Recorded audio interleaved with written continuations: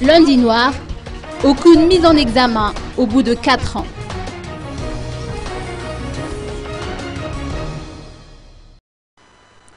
C'était il y a 4 ans, le 26 janvier 2009.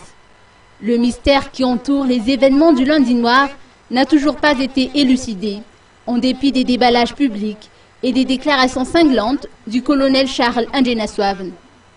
En l'état actuel, aucune enquête officielle n'a été ouverte en vue de percer le mystère et aucune mise en examen n'a été effectuée au bout de 4 ans.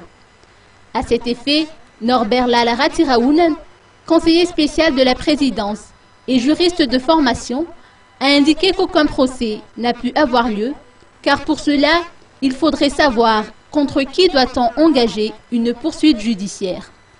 D'ailleurs, chacun s'est fait une idée de ce qui s'est passé ce jour-là.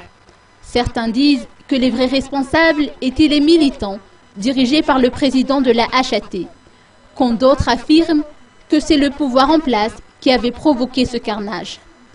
La vérité est telle qu'il appartient aux responsables étatiques de protéger les personnes et leurs biens, estime Norbert Lal Ratiraounen.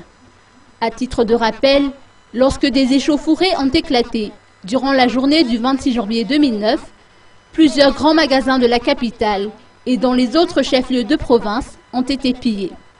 Le siège de la radio et de la télévision nationale, ainsi que la station MBS, station appartenant au président Marc Ravaloman, ont été pris pour cible, détruits et incendiés.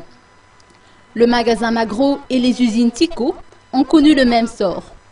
Outre les propriétés de la famille Ravaloman, d'autres centres commerciaux, tels la galerie Zoom d'Al-Kourjan ou encore le magasin Citic de Beorirk, ont été ravagés par le feu.